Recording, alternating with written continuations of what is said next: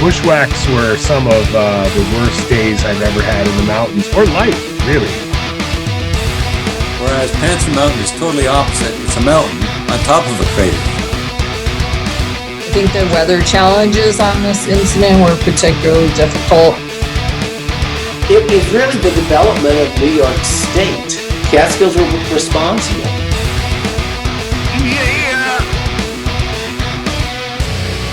Now you're listening to Inside the Line, the Catskill Mountains podcast.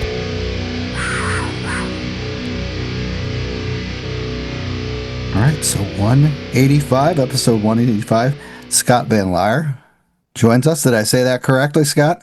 Sounds good. Oh, yeah, got it. All right, so he's going to join us from the Forest Ranger Foundation. So Tad told me about this a little while back, and I had no clue about this after we talked to the Rangers. Tad went into kind of like a deep dive and found this Forest Ranger Foundation that supports the Forest Rangers all around New York State. And Tad, I just want to give a big thank you for this because, you know, this is great. Scott joins us tonight, and it's going to be a good time. So yeah. Well, as we heard last week with Kate and her epic story, the Rangers basically are on standby 24/7, and when that call comes in, they got to snap to action and go out and haul our ass out of the woods while we were just out there just recreating, trying to have a good time. So we want to make sure they are properly equipped to do what we expect them to do. So and Scott's a former Forest Ranger, so he has all the deep down stuff. Yeah, that's very true. The cell phone, it like really owns you. You feel obligated. You feel connected to that. Like you feel obligated to answer, not just for the people that you have to rescue, but for your fellow Rangers. Yeah. You feel like you got to be there. Yeah. I see that same camaraderie with the firefighters I know. Yeah, same thing. Same thing. Yeah, so glad to have you here, Scott. Let's start off the show by having some good old-fashioned rescues happening. So last week, of course, the DEC report came out. In the town of Windham, we had a wilderness rescue on August 15th, 5:45 p.m. Greene County 911 requested Forest Ranger assistance with a hiker with an unstable ankle injury approximately 2 miles up of the Black Dome Mountain Trail. At 9 p.m., Rangers reached a 68-year-old from Oneonta. I am not 68 years old, so that's not me. Do not think that's me. Rangers successfully packaged the hiker and carried him out by the trailhead by 1 a.m. So once again, we go over these Forest Rangers reports to show you how much time that it could take Forest Rangers to reach you up in the mountains, especially on a nice, probably day, a little warmer than usual, but it took nearly 3 hours for them to get everything ready, get up there for this person. That's actually fast. That's a fast response. So, yeah, and, I'm not sure of where he was located, close to, the eastern side or up in the call or something like that. So, yeah, well, so if you're roughly 2 miles in, you're up there at a fair elevation. And my comment on this is that the call went at 5:45, which this time of year, it's still daylight out, presumably in the 70s temp-wise. But 3 months from now, it's going to be dark. And if you're just lying around doing nothing at 5:45 to 9 p.m. when the Rangers arrive, you better have some extra layers, maybe a sit pad, things to help keep you warm, because that's going to be pretty rough on you in addition to the injury, just hanging out, sitting down, lying on your back. Yeah. And we've heard, these instances happen. Once again, an ankle injury. So this is, I wouldn't say unavoidable. It's just an accident that happened. And, once again, I'm kind of guessing he was over on the eastern side of Black Dome because, that's the more treacherous area going up. The call going up to, why am I totally blanking out with the gap that it's called? Called Blank Mind Gap. Yeah. So like going up there, it's like switchbacks. It's nice and smooth. So you never know. He might have been like jogging down the mountain and rolled his ankle. So yeah, it could be anything. Once again, awesome rescue by the Rangers. Didn't say who. Usually it says the Rangers that usually are in it. So, Is I that mean, important to you, Scott, to get named in the weekly reports when you do a rescue? It is, and the DEC went back and forth on this over the decades on whether to include a Rangers name or not. So if you look back on some old ones, they didn't, and they landed on putting the Rangers name in there because there is a pride factor in there because the Mhm. Rangers are not required to answer the phone at night. This is kind of a misconception that there's an on-call status for forest rangers. There isn't. Wow. When a ranger is off duty, you're depending on their motivation, their pride, their commitment to answer that phone. And it is tremendous. Yeah. You get a really high percentage of rangers answering the phone, but the public is depending on them, just like you do with a volunteer fireman. You're depending on them to answer the call. Mhm. And they're really motivated by pride. So I think having their name in there is important. And it Yeah. is interesting because I will have people say to me, I see the same names in there. I see the same names in there. yep. Yeah, and we have that on the next rescue that I had that just came out today, hot, fresh off the press. So in Hunter, of course, on August 22nd, 4:05 p.m., Forest Ranger Peterson responded to Catskill Falls for a report of a 20-year-old from Long Island who had fallen down an embankment while walking to the swimming area. Assistant Forest Ranger Massa and Peterson provided first aid for multiple cuts and bruises to the subject's face, then walked them out to the trailers. Resources were cleared by 5:04 p.m. So that doesn't seem too far. It's an hour, not even, it's 59 minutes. So I'm guessing Catskill Falls swimming area, the middle pool.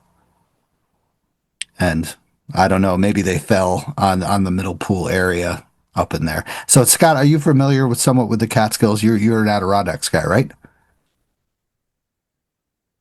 Oh, Scott's paused. Everybody's paused. I'm here. Can you hear me? Okay, yeah, you're moving now. Scott, you with us? Scott must have went out on a call. He's gone. Nice, Yeah, well said. He'll come back. Yeah. So I've never referred to that as the swimming area, Catskill Falls swimming area. I mean that's pretty. Oh, sorry, Scott's back. All right, Scott. Have you are you familiar with the Catskills? You're more Adirondack, right? Yeah, I am familiar with the Catskills. So my father was a forest ranger, and he was a forest ranger at Slide Mountain from 1977 to 1988. So he was like the first ranger during the foundation of the wilderness areas. And during that era, it was really great to be a son of a forest ranger because at that time, I just hopped in the truck with him and went to work. Hmm. So I got a lot of great memories of that time. So yeah, I was young. I left the Catskills when I was about 12, 13 years old. But I don't know if I completed the 3,500 club, but I did most of them. Nice. Are you familiar with Okay. Catskill Falls area? That was once the falls there. I never got on a rescue or anything there. So I'm familiar with the amount of activity there, but I never got on a rescue there. I've been there, but I don't have any. I don't have a lot of insight on the crazy amount of rescues they've had there. Yeah, I'm curious of where this could have been. So the swimming area has got to be the lower pool or the middle pool, Ted. Like, So I just want to know from Scott, is it kind of a notorious area amongst the Rangers, Catskill Falls? Yeah, yeah, yeah. You know, as far as at least at least from the search and rescue standpoint, and I would say from the ranger force in general. I mean, the Adirondacks and Catskills are the bulk of the ranger business. I mean, that's where the foundation of the ranger force is from, and is where most of our force is. That's where 75% of our force is. And if you look at the stats, boy, a ton. If you look at the red dots of where stats are, there's a ton in the high peaks, but there is like this real concentrated area, and it's Catskill Falls. And it seems like no matter what kind of preventative search and rescue work they do right there, it seems like maybe the numbers go down, but they just can't eliminate them. Mm. You Yeah. know, it's just it's just a it's almost like a national park like kind of use there. Yeah. Yeah. Crazy. Easy access, it's steep. They've tried to do everything to lighten it up, but accidents happen, people are rushing, stuff like that. Um, you know, Thanks once again to Peterson and Massa for the rescue. So next on the list is, Tad, we talked about this a while ago. Tara Dower set the fastest known time for the Appalachian Trail. Now she goes out and sets the fastest known time for the Long Trail in Vermont. 272 miles, 3 days, 18 hours and 29 minutes. That sounds about right. Yeah, that sounds about right. Yeah. I've looked into the long path and I wanted to hike it. And then I'm just like, all right, this will be like, 3 weeks. Right. Yeah. 3 weeks and 3 days. What the? Your mind must be like a total blur.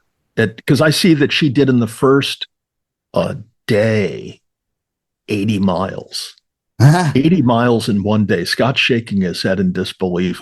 I can't even shake my head. I'm in such disbelief. 80 miles in one day. I think the second day, 140 miles. Third day, 200 miles. Jesus. Yeah. Superhuman. Unbelievable. And I did 10 miles today in 6 hours. We call that a start. Yeah, I mean, I'm good with that. That's my limit. Yeah. But she does 3 days. These people have a passion for setting the fastest known times and stuff like that. And to me, that scares the shit out of me because of how freaking fast they can run this. Like I'm huffing and puffing up the trail, and then you see this person kind of like, hey, and then they're gone. Or, like on these flat spots, they're freaking sprinting like a marathon runner and stuff like that. It's just. Yeah, it's all about knowing, how much you can do, how much output you're capable of generating without burning out, over that distance. And I would be interested in knowing what the logistical architecture went into designing that effort with the number of support people, how they did drops, the sleeping arrangements, if there was any sleep involved, Right. Just like, what they did for headlights at nighttime, all of that stuff. It would just be interesting to know the logistics. I read a couple stories on her, and I see how she had queued herself up to do some big running events this year, and then she got sick and couldn't do one. She was waitlisted on another, and apparently as an afterthought, she decided, I'm going to go and do the Long Trail, fastest known time. She beat it by like 3 hours. Yeah, the guy. She beat the guy by 3 hours. Exactly. Yeah. She beat the guy by 3 hours, and then she beat the fastest known time for a woman by a couple days. Yeah, a couple days. Just say a couple days. Yeah. I'm trying to figure it out, but she is a powerhouse. I'll reach out to her and see if I can get. No, I can't. She's on every other fastest known time crap like that. She's ripping it up. Why don't we, instead of getting her, why don't we get somebody who was like the crew boss for her that was in charge of the logistics? She herself probably doesn't remember a damn thing, other than just putting one foot in front of the other and like an endless stream of electrolyte fluid. Yeah, but let's get the person that was in charge of like the Winnebago and the carb loading or whatever she did. Yeah. No, that's a great idea. Yeah, right. I mean, just the logistics of Tara just had to run. The other people have to figure out point of contacts, stuff like that. Follow the tracks, get to where that person has to be, meet them, stuff like. Oh wow. Oh, right. Yeah. She just has to do the running. The other people do all the work. Yeah. They should get the credit. Who's Tara? I want to know who organized this thing. Yeah, You're just the one who ran, Yeah. Exactly. Exactly. So unfortunate incident happened down after that Spring Valley. 22-year-old man identified at Harriman State Park drowning. So on looks like, oh God, I have the date, August 20th. 22-year-old man lost his life at Turkey Hill Pond. Uh, It says Darwin Shizuataga. I spelled that wrong. Probably I said that wrong. Gone hiking in the park with a friend and entered the pond afterward to cool off. Witnesses reported that around 11:35 a.m. he waded in the water, but suddenly went under and did not resurface. Emergency responders, including state police troopers, the aviation unit, and the underwater recovery team, New York State Police, began immediate search. His body was later recovered approximately 20 feet from shore, about 10 feet from water. It appears to be accidental with no foul play, but they are looking into it. So, unfortunate incident down at Turkey Hill Pond in Yeah. the So Harriman. You when they familiar? say it, well, when they say it appears to be accidental, do they really think his buddy drowned him? Is that what they're implying? On a hike, yeah. Yeah, if it wasn't accidental, I mean, how did it go down? What do you think, Scott? You think there's any suspicion here how this happened? Yeah, I know. Well, as you said that, it kind of reminded me of, a tragic death in the high peaks where we had, a climber that fell, and we brought out the rest of his climbing party, and then a uh, a, a non-ranger police unit was interviewing that group, and they pulled out their mountaineering axes and were shining flashlights on the tips of their mountaineering axes looking for blood. Wow. Wow. Damn. In fairness, it's just kind of where the mind can go Yeah. on a police investigative unit. Gotcha. So I'm just going to write a note here. Don't hike with people with axes. Yeah, right. That's my new rule. But if I do turn up missing on a hike with my wife, I'm thinking it's going to be suspicious. Okay? Oh, yeah. Just saying that in advance.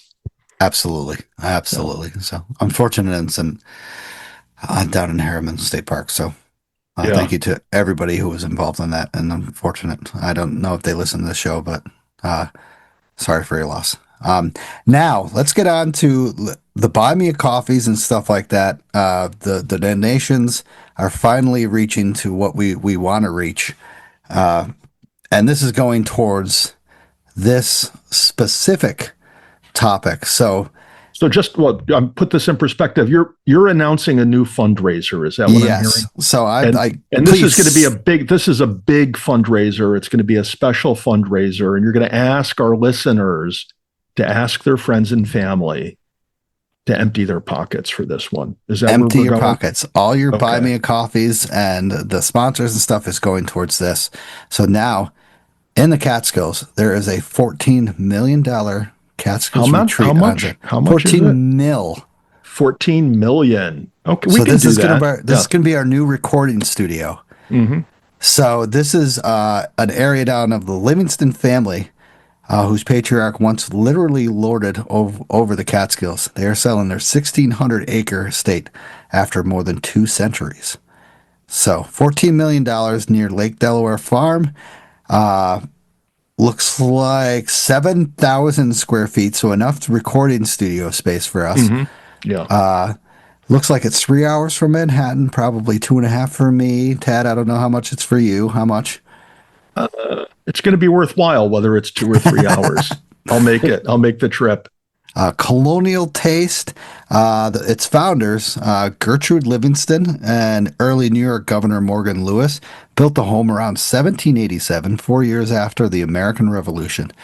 It looked like it was a retreat for people, or for some. Estate has recently definitely fallen out of use. Its ownership is made up of 10 cousins, now scattered across the country. One of the owners, 68-year-old Elbridge Jerry, told the Journal that his decision to sell the property was emotionally brutal. Looking at these pictures, this colonial thing, they definitely reshaped this to be a modern day kind of area. 8-bedroom lake house. So once again. Yeah. So I got a couple thoughts on this. You ready? Yeah. So I did the quick math. If their asking price is 14 million, that works out to just about $2 per listener. Right, Scott? What am I thinking? That's about $2, maybe $1.99 per listener. We're there, but just throw $2 a listener. Double my donation. I'll take care of one listener that doesn't want to donate. There you go. See? All right. So we're inching our way towards acquiring this. But I also want to know what were like the circumstances that they had it for so long, but now they're letting it go. It's quite the legacy in the family. And why don't they just donate it to some good cause to like run some type of retreat there? They got a lot of acreage. It's, land that's been preserved for the past 200 years. They could do something really good with this. I mean, the Harriman family of the railroad fame, the Harriman family, they gave all that land to the state of New York for a state park. Oh, wow. That's where that land came from. And look at all the people that get to use that place. It's quite an asset to the state of New York. Yeah. So these folks, they ought to donate it. In fact, now that I'm on this train of thought, I don't want to break the train of thought. Yes, I know where he's going with this. I know just the person who should be the caretaker of said $14 million estate. Oh, but Stosh, it can't be you because I don't think they have a charging facility there for Teslas. Oh, good point. They didn't have that 200 years ago, so it'll have to be me. Oh, well, Scott, you can come down, hang out, do some ranger-related activities. We can do like some retreats for rangers and their family. That'll be like the Forest Ranger Foundation, like headquarters. Oh, yeah. Yeah. I have an electric car too, though. That's a problem. Oh, do you? Yeah. Well, looks like you're going to have to do an electric charger. Not a Tesla. Yeah. Well, as soon as we figure out those logistics, we'll buy it. But until then, I think we might have to pass. That they've had that for so long. They had the Model T probably, so they have an electric charger for the Model T. Yeah, I do have a horse, though. I mean, I could get there. Yeah. Let's go old. We're going old school with this. Yeah. Totally. Either way, electric car, horse. Yeah. We can hike. We'll get there. Yeah. We'll just get Tara to come over. Yeah. So everybody start putting your money in. We'll buy this $14 million home together, and we'll make it Catskill Mountains Podcast headquarters. So it'll be inside the line. That'll be the new line. Yeah. Right. Yeah. So Tad, you added this. Did they have this on the recent report? Oh yeah, this was on the recent Ranger Weekend Review. So with Scott here, I thought I would mention it. Do you want to become a forest ranger, Scott? Those interested in future opportunities to become a forest ranger can apply by September 17th to take the next civil service exam scheduled this fall. See the DEC webpage for details. I hear it's a multiple choice exam. What do you think, Scott? Good career? Yeah, I would do it all over again if I could. Awesome. Absolutely. And I believe they have changed the requirements slightly to open it up to more applicants. Oh, yeah. It requires a 4-year degree, but they have expanded the degrees. I think it's any 4-year degree. I don't know if it's all BA and BS, but they have expanded the degrees to open up the applicant pool. Nice. Okay. Interesting. So I won't be able to apply, but I wish I could. Awesome. So anybody wants to apply, the link will be in the show notes. So thank you, Tad, for throwing that in there. Yeah. And the one nice thing about taking that position is it comes with all of the benefits of a government job: pension, health, disability. So you're working on your own, you don't have that coverage. Get a ranger job. Cool. You can retire young like Scott. Scott doesn't look a day over 35. That's true. Actually, I look the oldest. He's just smiling. He's just smiling, that youthful smile. So I did retire at 48. Good for you, man. God damn. Awesome. Oh, man. All right. You are off the show now. Goodbye. Like crazy. Awesome. That's fantastic. I kind of regret it, but anyway, that's another episode. Yeah. Well, we're looking forward to it. It was during COVID. I was a tad. Rangers go through this kind of burnout, excitement period with all our rescues and stuff, and it was during COVID. Yeah. Okay. I heard that was a hard time. Anyway, I'm at the foundation now. There you go. A volunteer position. And I hear you're looking at $14 million estates. Bring that amongst the board. Hey, these guys. Folks, he's not denying it. So. All right. So thank you guys for shooting the shit. Really appreciate it. big thanks to the monthly supporters, Jets Shots, Vicky Ferrer, Bob McFlynn, new member or new monthly supporter. Mikey Oh, yeah. S. Yeah. Hiked with him today. We'll chat about that later. Oh, really? Cool. Yeah, John Kabisky, Summit Seekers, Desert City Radio, Betsy A, Denise W, Tom H, Vanessa, Jim C, and Eric. Thank you guys for supporting the show. Really appreciate it. Your money is going not just to the podcast, but back into the Catskills. And we'll talk about that later with Scott. Thank you also to the amazing sponsors of the show. This episode is sponsored by Another Summit, a branch of Guardian Revival. And this fall, we're inviting you to take part in something powerful, the 1 Mile Challenge. It's very simple. Walk, run, or hike a mile a day in the month in solidarity for our veterans and first responders. Each mile is a step toward raising awareness in mental health and suicide and prevention. You can carry weight or just carry the cause. The podcast is putting together a team to help raise money and awareness, and we'd love to have you on board. Reach out to me to sign up and join our team to make every mile and every dollar count. Let's crush this fundraiser. So let me know if you want to join the team. We'll raise money for veterans and first responders. It's very simple. You just sign up. You kind of put some money into the package that you get a free shirt, free stuff from Another Summit, free stickers, stuff like that. And then you just start raising money, asking people to donate. It's very simple. It's very awesome. It's what we love to do. We love to volunteer, and raise money. Also, discover the wilderness with Trailbound Project. Our expert-led hiking and backpacking education programs offered unparalleled outdoor experiences. Whether you're a beginner or seasoned adventurer, join us to learn essential skills, explore stunning trails, and connect with nature. Start your journey today with Trailbound Project and unlock the wonders of the great outdoors. They're doing some amazing stuff soon. Wilderness first aid, also like survival skills, stuff like that, map and compass. Check them out. So let's go over who is really outdoors. Mention the podcast of one of your hikes through social media, and we'll chat about it on the show. Tag us by typing at ITL Catskill MTM Podcast on your social media posts. So just Kate went with chaotic, quixotic, camping out, doing Camel's Hump in Mount Mansfielding, Killington as well in Vermont. They are crushing it out there. Just crushing it out there in Vermont. Beautiful areas. Yeah. And we don't see many people hiking over in Vermont. Yeah. They mainly go up to the ADK or the Whites. So Yep. glad to see Vermont's getting some action. And the Catskills, yeah. The wear skills. Yeah. The lost skills. Yeah. So once again, Kate and Chaotic Exotic Lisa camping out and doing Camel's Hump in Mount Mansfield and Killington. Amazing. BK Outdoors 31 did a sunrise paddle on the Hudson River and had some sweet stickers. Thank you for supporting us. Pink Pony, Tracy is always out and about. She is ripping it up. We love to hear her stuff. Was Mount Ogla Fire Tower and turned around and did a Hogback and Little Hogback Mountain. I believe those were in Connecticut, Tad, right? Yes. Yes. So she's That's out. what I recall. She's all over the place. She's got to be retired. That must be nice.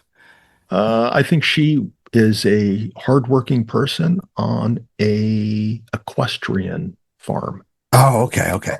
So she. Yeah, I don't know if they call it a farm. That might be like not enough. I think it's a pretty high-end equestrian facility, I should say. It's where She's always killing it. It's great to hear her stuff. Also, Scott, Catskill Mountain Brew, definitely killing it. He did Hawkett and the next stopped at Westkill Brewing the same day for beers, and then the same day but Balsam Lake Mountain. Then the next day, he did Round Top with Zorro to finish the single season summer. So congratulations, Scott. That's a freaking phenomenal 2 days. I gotta admit. Especially just stopping at Westkill and then just like, yeah, what the hell? I'll go do Balsam Lake. Yeah. He probably had to head over to Westkill to wash off the nettles. Yeah, right. I almost did the Balsam Lake Hawkett combo with for Vly and Bearpen in between, but after Vly and Bearpen, the thought of hiking through nettle fields wasn't that appealing. So I bailed on it. But that's what Joanne did Beyond Blazes. She went on and did Hawkett. I don't know if she made it over to Westkill though. She didn't tag us. That was last week. Oh, okay. She did that. Yeah, I think this week she had off. She had family activities this past weekend. Good for her. So off in the woods, Sean also did the Blackhead Range, making his total 17 of 3,500. Then I went down to Eagle the next day, putting up to 18. So fantastic time. It's a bunch of good miles.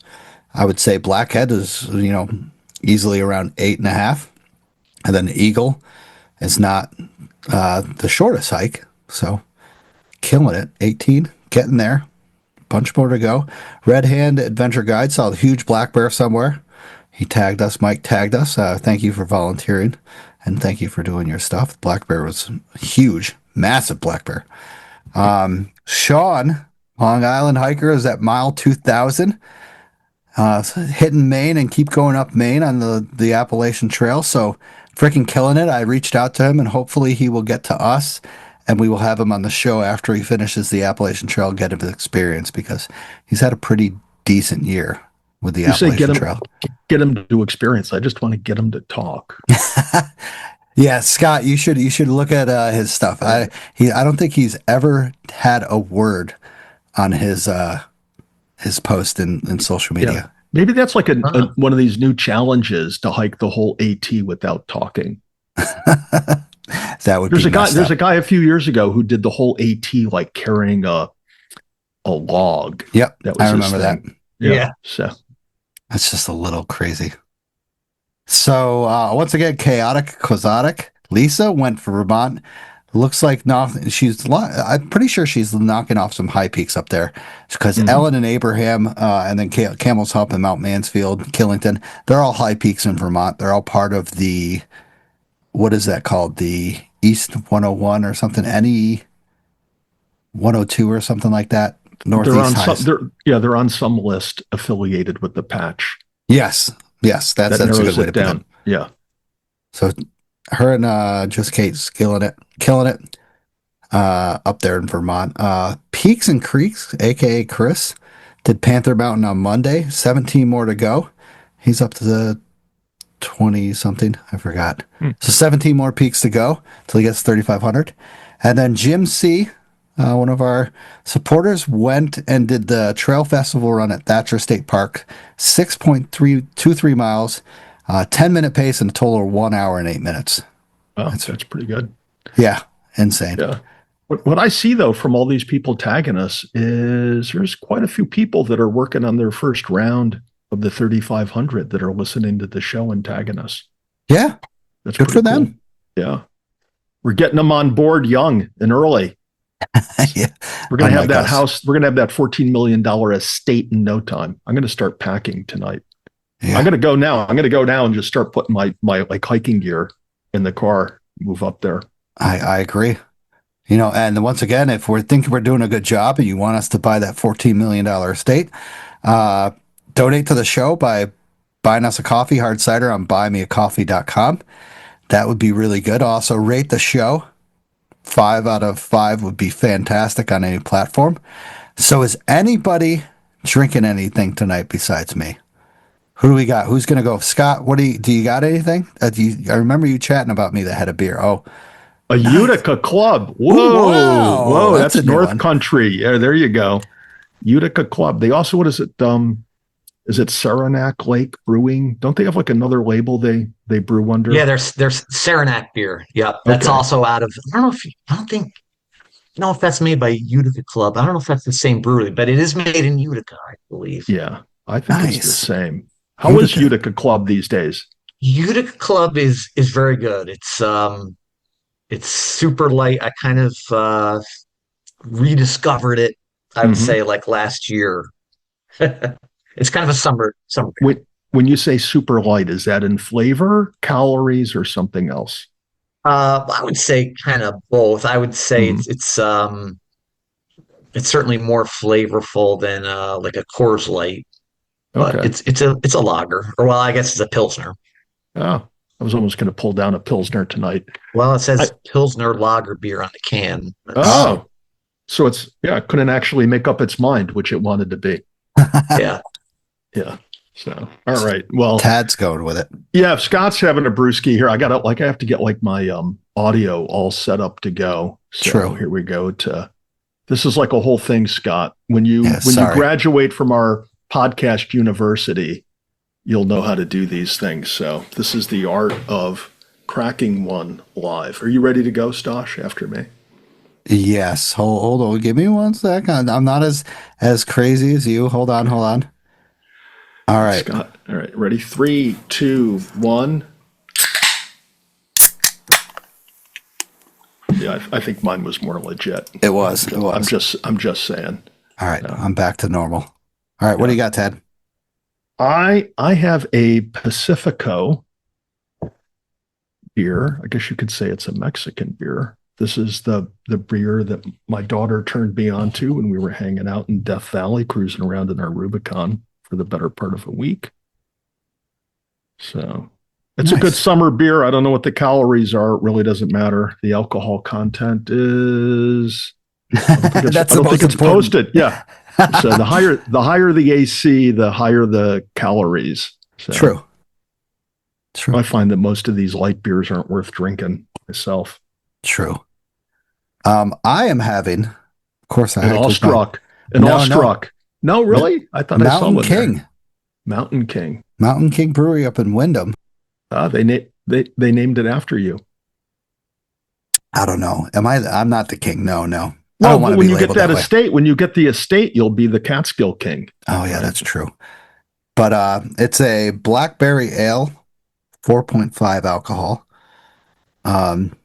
Pretty decent for. Yeah. I'm not a big brew kind of guy, but it's got some good flavor and some good taste. So I'm a hard cider kind of guy. So it's pretty good. I'm going to check out a Utica club. Scott, And check out Mountain King. What the hell are you talking about? That's too fancy for me. I'm saving my money for an estate. So Scott, you mentioned Utica Club. What about Blatt's beer? Did you ever have Blatt's beer when you were younger? Don't tell me. Blatt's beer? No, you don't Blatt's, mean really? Labatt's. No, not Labatt's from Canada. This is Blatt's. Just No, Blatt's I don't beer. think I've ever heard of it. Really? I heard it. No. I heard it's made a comeback. Like Pabst Blue Ribbon, PBR's made a comeback. Huge comeback. Yeah. So, but I'm going to try some Utica Club because I remember that as a kid. Yeah. Yeah, like when I was 8 years old, I used to drink Utica Club. Jesus. But I said I'm a Back kid. in the 40s? I was like, geez, yeah, the 30s actually, but I'm not really counting. Yeah. Easy. All right. So good. I got it's all written down. We all got a different brew, so it's not bad. Mountain King is pretty good. I'll admit. Go to Wyndham and check them out.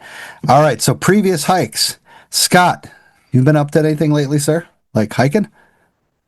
No, my last thing I did was I just brought my daughter back to college, so that's why I'm in Utica right now, actually. So I drove her back to college today, and we went on a canoe trip a few days ago, just before she left. So we were canoeing the Saranac Lake chain. So sorry, not a hiking trip, but we did just a long day canoeing together. It's phenomenal. Sounds fun. Yeah. Like with canoeing, I know it's like hiking and stuff like that, walking stuff. You measure miles. Do you measure anything when canoeing, or it's just paddle around until you come back and stuff? I mean, we did in time. Okay, time. Yeah. Okay. But certainly you can in distance. I think if you're portaging or portage, then certainly distance is important. Mm-hmm. But she was leaving in a couple days, so we were. It wasn't the most. We weren't doing the 90 miler that way, but it was a good day. Where's she off to college? She goes to Hamilton. Oh, nice. Nice. Yeah, it's near Utica. Yeah. Nice. It's a nice college. I've heard very good things about that. So excellent. Good for her. Awesome that you got out. It's been a beautiful week. So, I mean, Tad. Great summer. Yeah. I mean, even, I'll chat about this when I'm talking about hiking, but, it's been a summer. I would say summer instead of like one of those messed up, just rainy and stuff like that summer. So you're right. So Tad, what about you, sir? Yeah, well, so Saturday, I finally went and did a hike that I've been looking at and thinking about for quite some time, and that is hiking Windham Mountain from Route 23. And I'm not talking about the trailhead on Route 23. I'm talking about going up over Kate Hill, which you get onto via some DEP property. So I did park the Jeep down at the trailhead, pedaled over to this little unimproved lot on a road off of 23, and set out to hike over Kate Hill. I know Kate Hill because we had Kate on last week, and it's kind of hard to go on a hike after hearing Kate's story and not looking at every footstep and what you're stepping on and thinking about Kate and lying in the woods for hours waiting to be rescued after having a trimal fracture, which is a relatively severe injury. But I'll have to say, Kate Hill was very interesting. There's really nothing growing under the canopy other than grasses. It was very cool. It was just a pleasant hike up and over it. And then rather remarkable, once you get over Kate Hill and you go down into this little col between it and Windham, if you will, the forest just completely changes. I stepped into a hemlock forest full of old bark roads and lots of just Catskill boulders, and had a pleasant hike up through the hemlock forest, and then just got into your typical upper elevation hardwood beech birch forest. A lot of really thick, low growth underfoot. And then as I got closer to the top, just at or about that spot where I sent you that photo from Stosh, there was a fairly well-defined herd path going to the summit itself. I mean, and at first I didn't know whether it was from animal traffic, which I would not have been all that surprised with, because with all of the people that go up to Windham to check out the views and leave trash behind, it wouldn't be surprising if animals go up there quite a bit to pick through the garbage. But I've picked up a lot of garbage up there. But this little herd path went right to the summit marker, so that made me suspect that it was more from humans. But at any rate, it wasn't really challenging in any respect, not in terms of navigation, not in terms of terrain. There was really no rock outcroppings, which I was expecting. It was just a pleasant stroll up to the summit. I get to the summit and I meet these two women who were from Connecticut. They hike together quite a bit. They run a hiking group out of Connecticut. I think they called themselves the Cloud Walkers, if I remember correctly. Nice. So we talked and we chatted. We walked down together. We really had, one of these great conversations on the way down. And one of them does not do backpacking, wants to get into backpacking. And we were kind of on that phase of the conversation when we were pulling up to the Elm Ridge lean-to. So she wanted to go and check out the lean-to and see what a lean-to was like. So we go down. You familiar with that lean-to, Stosh? Absolutely. It's a beautiful spot. Yeah. So we go down there. We check out the lean-to. The lean-to's in great shape. There's that nice grassy area behind it for camping as well. So we're down there. We're talking, the two women and I'm going to guess that they were in their late 40s, early 50s. And as we're walking out, I see another hiker approaching us. And initially, something struck me odd or unusual about this hiker. And you're going to have to listen close, Scott, because given your past, you might draw some inferences from what I'm about to say. Yeah, so lean right into this. Okay. So as I said, I see this hiker approaching us. Something struck me odd. And as the hiker got closer, he has a backpack on, but he's not wearing a shirt. But then the next thing you notice is he's not wearing any pants. He's not wearing any shorts.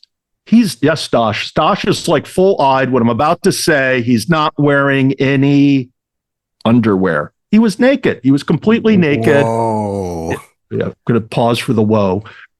He was completely naked other than hiking shoes, socks. Yeah, Scott is fully leaned in now. Like this is the Catskills. We have a lot of hippies around here apparently. So yeah. Was this hike naked day? No, it's not. No, that was in June.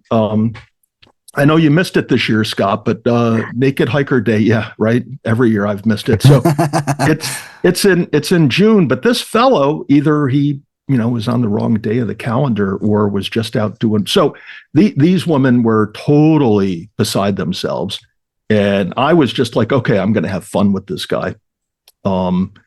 So yeah, I pun intended, busted his balls. Something. Oh. I don't know if that's pun intended. I don't know if you want to admit that, especially the way it's said. Yeah. So at any rate, it was very interesting to come across a completely nude hiker on the trail in an area that's, it's fairly well populated, right? You're right there at the junction. When we left the area, we ran into some mountain bikers who asked us if we saw the dude. And, was he barefoot? No, he did have shoes on. And I think he had socks on, not like knee high or mid calf. They were. So he's faking it then. It's not legit. No, okay, not legit. It doesn't count. Yeah. Yeah. Okay. Well, that's the official word from Scott Van Laer, former New York State DEC Ranger. It wasn't a legit naked hiker. So I guess I can say I've never seen a legit naked hiker on the trail, although I did come pretty close this past weekend. So, Stosh, what do you think? You got anything to top that this week? Or was it just your typical fully clothed hike in the woods? No nudity. Oh, and by the way, I forgot to mention, and all the excitement of seeing Falls. That's funny. Yeah, but I also, on my way up Wyndham, I did see a couple bear. One of them came down a tree. I've never really seen a bear come down a tree while I was hiking by. Usually they stay up in the tree and let you pass. So small bear or big bear? I'm going to say medium size bear. Right. Yeah. It's amazing though, how when they hit the ground, they just take off like a jackrabbit. Oh yeah. That grip they have. They're freaking flying. Yeah. My car doesn't even accelerate that fast, but the naked hiker, he didn't try accelerating. He was willing to strike up a conversation and kind of follow us out. Scott shaking his head. And I have to say, I never saw just a naked hiker on the trail. I mean, I certainly saw naked people, camp and swimming and things like that. And, that happened, but I never saw just somebody walking down the trail naked. Yeah. It was somewhat random. So. Yikes. Wow. No, well, then I guess my day was normal. Yeah. We did later on in our hike, as we were closing in on 23, he did come up from behind us. Oh, fully clothed now. He had shorts and a shirt on. Oh, interesting. Like, what the fuck? We picked it up a few times on like trail cameras, like when we had cameras out for certain purpose. We did pick it up a few times, like early morning hours, but on the trails, I never encountered that. So I guess you're very unfortunate. Well, Scott, what does that mean that you guys would have trail cameras out for? We don't normally do, but sometimes for a reason, usually an enforcement purpose, we may have had a trail camera out for something. And in looking at that a few times, we would find someone that was out naked, but it was usually like super early in the morning, like, oh, yeah, there's someone out. Wow. But like, what time did you encounter this person? It was like in the middle of the day. Yeah, I'm going to say noonish, 12:30. Yeah. Yeah. And many people encountered them. Yeah. Oh, I'm going to say a couple dozen. I wonder if the DEC got a call about this. I mean, I guarantee they had. They must have. Wow. Yeah. Fascinating. Because there actually is a reg about like being like there's a reg about like being lewd. So it's not just being naked, but you'd have to, the way you present yourself, I guess it would be a tough case to make. Isn't that seriously being naked's not enough?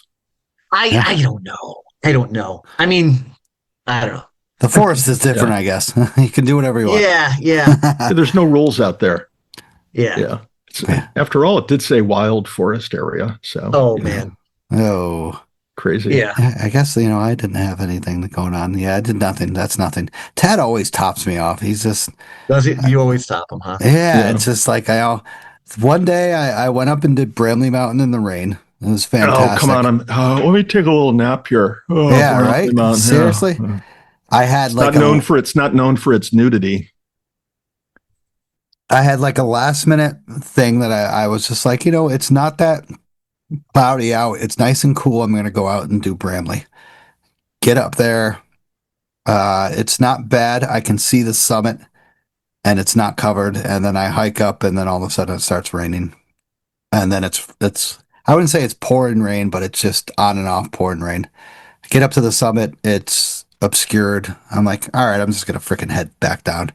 No point. Starts pouring rain. It's beautiful. Did you get wet? Were you getting wet? Yeah, yeah. I had to cover my pack and I had You to. should have just taken your clothes off. Oh, I see. Yeah. Fucking would have flew down. Aerodynamic Next time, text me. I'll tell you what to do. Remind me. Yes, it was a good hike. I met a couple people. It was nice to get out on that day. It only took me, once again, Bramley Mountains, like 3.6 miles. It took me like a little over an hour to do it because usually at the view at the fire tower I would stay hours and just flew down. Then today I went up and did Table and Peak of Moose Mountain with Bob from Mountain King Brewing. We did that beautiful hike from 23, or not 23, from 42. I actually paid for a parking area. I wanted to see what's going on over there at the Blue Hole. And the complete renovation is pretty crazy. That old camping area is now a huge parking area. Is it paved? It's graveled. Okay. I wouldn't say paved, but the road, the whole road going from, what is it, 23A or something, going off of, on 42 is all paved now. It's beautiful. It's fully paved, fully lined, stuff like that. The road that goes through the notch. Yep. Fully paved. We had no park. If they put up a guardrail by the lake. Nope. Okay. Hell no! It's basically go in the lake if you dare to. That's the part where I was looking up and I was like, oh shit! Like it's a little close to the edge here. Yeah, I've seen a car in the lake. Oh, nice. See, Yeah. once again, Tad always I can't. Yeah, I can't but everybody top had off. their clothes on that day. So Yeah, that's why I never mentioned it before. So no cars in the parking lot when I arrived, and once again, I don't know how they check you in or out of getting a permit because nobody was there. So I just wrote my reservation number on my business card for the podcast and then put it in the window. And then we went hiking. And later on, when we came back down, we encountered the stewards there, and they checked us in somewhat. So it was pretty cool. That hike going up from the blue hole is, I haven't encountered that hike in, I would say, over like 6-7 years, just because of the pandemic has brought on the permit system. And I just didn't want to deal with it. So you went up and down. You went up that way, came back down that way. Yeah. Okay. 10 miles, 2,900 feet of gain. It's a nice gradual gain. It's fun. Did this with Bob. This was his 6th and 7th peak. So, So why didn't you just do the 6? If you're going to do all that mileage, no way. You're like another 1,500 feet away from doing the 6. And then how many miles? It's around the same. Double that. You double that. That's no way. No. I could pull up my data because I just did it a couple weeks ago. But doing that haul up and down Pico Moose is forever. It is. It's like one of the longest walks to a summit we got around here. Correct. It's nice and gradual. I'm not going to take a person that is doing their 6th and 7th peaks on a crazy freaking. Well, that all depends on the person, if he was exactly. up there or not. But yeah, I just met Bob. He's a cool freaking dude. So how did he do? How did Bob do? Did he have a good time? Fantastic. We had, for the first time, I would say this summer and spring, I've had actually beautiful views without freaking smoke, without haze. Yep, haze, humidity. stuff like that. Beautiful day. One of those days that you're just like, God damn, if every day could be like this. Should you guys keep your clothes on? Yeah, definitely. Okay. I got to start checking now because apparently this is a thing. I need to, I got to wonder who's got clothes on, who's got clothes off. Maybe people, when they tag us, we should have like, at naked inside the line if they were naked when they I don't know. Be if they're careful like, what you're asking for yeah, here. Yeah, we yeah. shouldn't have, yeah, I don't know. We'll have No, to give no. that to like our legal team for some advice over at Do We Hike More and How? See what Yeah. they have to say about that. Yeah, so it was a beautiful day. Trails were fantastic. Well, trails are a little overgrown in the areas, a lot of prickers and stuff like that, but it didn't Yeah. bother me. And What about Summit Brews? Any Summit Brews? no. Huh? It's Summit. Did you go to Snyder's afterwards? No, I had to head home, man. I got home at like 5 o'clock. So like I was rushing to do everything to get this going on and stuff like that. So, but it was a great time with Bob. Good. He's on his way to doing the 3,500. Fantastic time. Check out his place, Mountain King Brewing in Wyndham. So good Mountain stuff. King. Oh, that's his place? Yes, it is. Okay. Mountain King Brewing. Oh, next time I'm over there. It's good stuff. So fantastic time. Get out, hike. It looks like it's going to be a great weekend. Catskill News. Volunteer, New York, New Jersey Trail Conference, 3,500 Club, Catskill Trail Crew, Catskill Mountains Club, Visitors Center, Jolly Rovers Trail Crew, wherever you can volunteer. I don't know if Scott is asking for volunteer stuff. You asking for volunteers? We're not at this point. We're not Okay. ready for that. We're still just pushing through with donations. Okay. So not yet. If you need Not yet. stickers, let me know. Just send me an email, Instagram, Facebook, whatever. I'll give you free stickers. Fucking free. Just get it. Just ask for a sticker. I'll send it to you for free. Let's look at the weather forecast. So this weekend looks to be pretty freaking decent. Pretty amazing. We're getting close to that fall weather. Yeah. And, August 30th, we're doing a hike up overlook for the forest or the fire tower lighting event. I am, at least. Yeah. Is that clothing optional? Clothing optional. And that's the 30th. So Friday Okay. looks pretty okay. Has a little rain in the morning, the PM, with temperatures being in the high 40s to the low at night. It's going to be 28 degrees up in the Catskills. So it's going to be chilly. I might have some frost. On Saturday, we're getting into the high 40s again, but down once again at night. It's going to be down in the low 30s. Once again, we're getting chilly. The wind chill could be chilly. There's a lot of wind going on. Sunday looks to be all clear skies on the weekend. Once again, low 50s and then low 40s with the wind chill factor. So go out there, have a good time. Once again, August 30th, I'm doing a hike up Overlook Mountain, and we're going to check out the lighting of the fire tower event. So it's going to be cool. What time does that start? I am starting that at 6:30. Get up there at a comfortable time, comfortable pace, nice pace. We'll get up there and have a good time. Be prepared for falling temperatures. Yes, yeah, definitely. I would say so. Correct. All right, so let's get on to the last set of sponsors, and then we'll get on to Scott. So Awesome. discover Camp Catskill in Tannersville, your ultimate hiking store. Find top quality gear, apparel, and accessories for all your outdoor adventures. Our expert staff is to hear and help every hiker from beginners to seasoned pros. We also carry a variety of unique Catskill souvenir and gifts. Visit us online at campcatskill.co or in the store to gear up for your next journey. Adventure starts at Camp Catskill. Also, capture your love story against breathtaking backdrops with Outdoor Chronicles photography. Molly specializes in adventure couple photography, and she'll immortalize your moments amidst stunning landscapes of the Catskills, Adirondacks, and White Mountains. She'll craft timeless images that reflect the unique bond and nature's grandeur. Embark on an unforgettable photographic journey with Outdoor Chronicles photography. Don't hesitate to get a hold of Molly on all platforms. All right, so let's get on to the guest of the night. Let's go. So Scott Van Laar comes to us from the Forest Ranger Foundation. Now, the Forest Ranger Foundation is all about supporting our forest rangers in New York State. Scott, were you the starter of this, correct? Yeah, basically, when I retired, I I saw a need for this, so I was the seed money for Rangers to get it going administratively. So I said, boy, we got together. I said, I really see a need for this. Here's money to get it started, and you guys do the legwork to get it organized. Oh, so Scott started the Forest Ranger Foundation, and once again, it supports our forest rangers in the Catskills, Adirondacks, all over New York State of supplies and such, and whatever else they need. Volunteer based, 501c3, correct?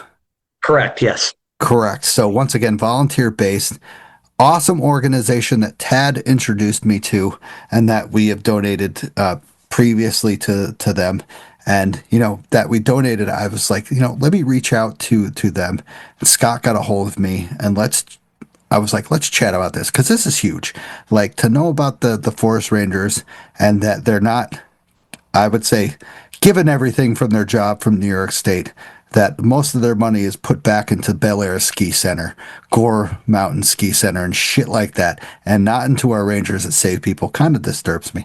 But Scott's here to chat about that. We're going to once again inspire people to give to the Forest Ranger Foundation, support our Forest Rangers. So, welcome to the show again, Scott. Thank you for joining us tonight. Thanks for having me on, and love the show. I'm having a great time. I Good.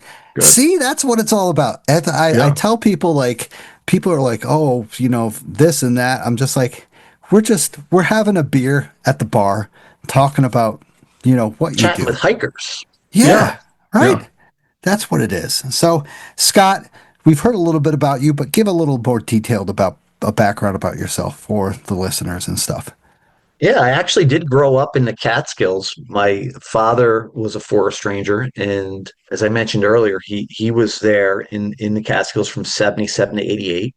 And then he transferred up to the Adirondacks after that. And I became a forest ranger in 1996, and I was a forest ranger up until 4 years ago, and I was stationed in High Peaks Wilderness and just had a really great time. I can't say more about the career.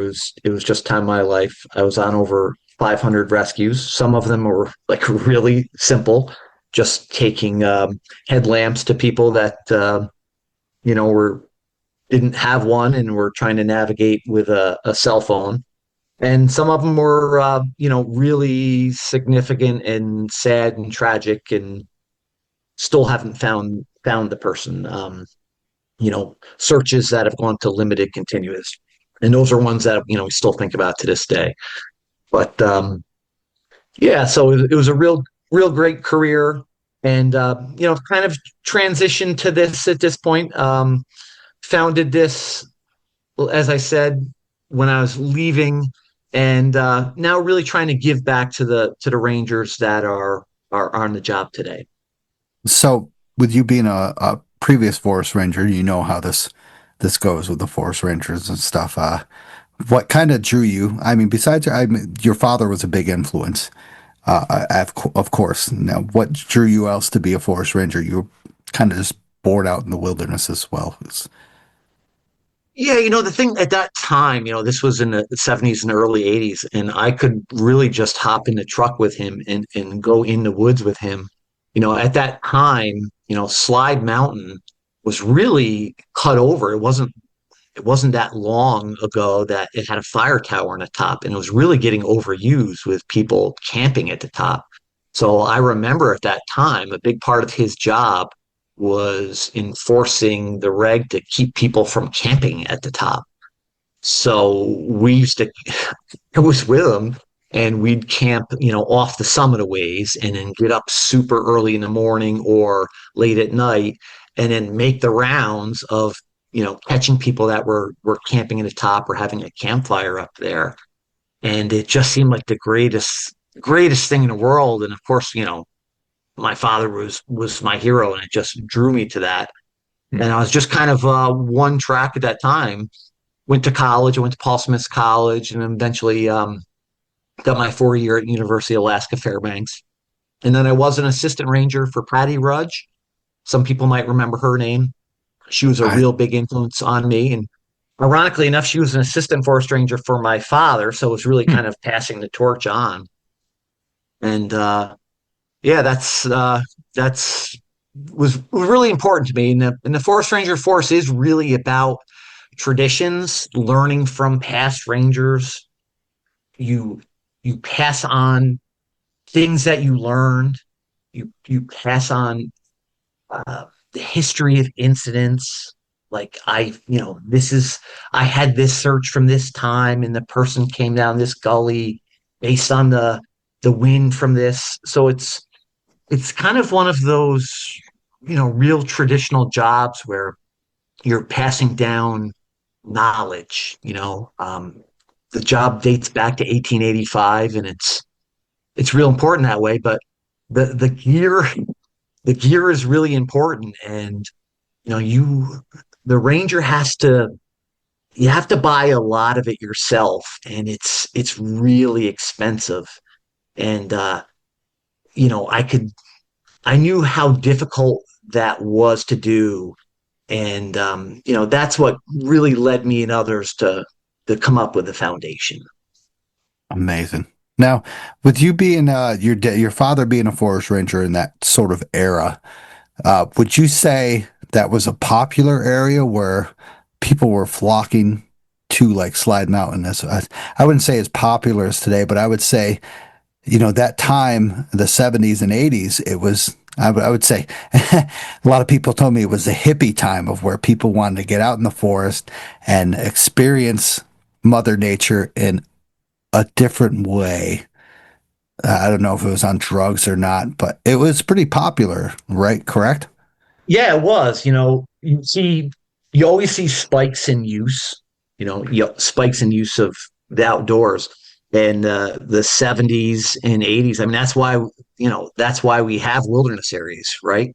I mean, that was a real spike. I don't remember these in particular, but he has a lot of stories of, like, biker groups and huge size groups coming up there. And, he would be alone there at that time, and he would be very accommodating to them. In fact, like even opening up gates and letting them, get off the road.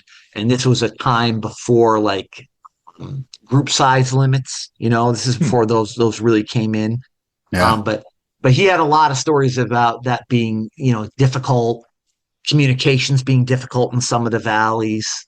So yeah, he did have a lot of spike in use. Another thing that he encountered a lot that future generations, my generation did as much, was plane crashes. I know in the last Hmm. episode you referenced a plane crash, and he was on a lot of those, Wow. and that that left a lot of influence on him. I wouldn't say PTSD necessarily, but it definitely had an impact on him. And then I remember talking to him, when I became a ranger, and hearing those stories, not necessarily as a child, but hearing those stories, and it definitely had an impact on him, carrying all those bodies out. Yeah. And that is something that every ranger has to deal with. It's a wonderful job, but some people can think of it as, forest ranger sounds very idyllic, and it is. Like, I can't speak more highly of it, but like any job that is first responder related, there are moments that, people's lives are on the line, and there are stresses related to that. And every generation has to deal with it. And what we want to do with the foundation, is provide the gear, the equipment, the training that will help rangers be successful in those missions, and maybe in the future, help them in other ways. But for now, we're really focused on the equipment. And if I can tell a brief story, I think that kind of explains the foundation. Like I said, my father was kind of one of the first wilderness rangers when the wilderness areas came into effect. He was issued a winter sleeping bag. It was an EMS sleeping bag. It was like a 30 below down bag, and I think it was 1978 thereabouts. because up to this time, the Rangers were very much like woodsmen like, right? They weren't really backpackers like we think of today, more like firefighters. That was kind of the evolution of forest rangers to that point. So he was going to be kind of in this generation of more environmentally aware, kind of what we think forest rangers are today. So he was issued this equipment and he was going to be patrolling in the Slide Mountain Wilderness area. So he was issued this backpack and he used it for his time there up to 1988. So this sleeping bag had 10, 11 years of use. And he was able to take that with him when he transferred, and he used it in the Adirondacks where he was. He was in the southern Adirondacks, like in Hamilton County. And when I became a ranger in 1996, I wasn't issued a winter sleeping bag. He passed that on to me. So then I used that winter sleeping bag through the early 90s into the 2000s. And I would use that for winter camping in the High Peaks Wilderness. And I have photos of myself where I was using that camping, and then also using that on rescues where I would take that sleeping bag and use that to keep subjects from getting hypothermia. So here was this sleeping bag that had like 3 decades of use. Wow. And, I think that really shows that that sleeping bag should have been retired in 1988, Yeah. and part of it was, one, it was a good piece of equipment, but it really it outlived its function. It should have been retired a much sooner. Wow. Yeah. Yeah. So, Scott, before we dive into what the foundation does and how we can help it, just a couple follow-up questions. You mentioned Paul Smith's college. Did you have Dr. Kudish? It's one of your professors. Of course, yes, I know Doc Kudish, right? Yeah, he's like a Catskill legend. So absolutely, absolutely. Was he a good professor? Was he as good a professor as he is just to go out in the wilderness with and walk around? Yeah. Yeah. I saw him a year or two ago 2 years ago now. Mm-hmm. Yeah. He's exactly the same.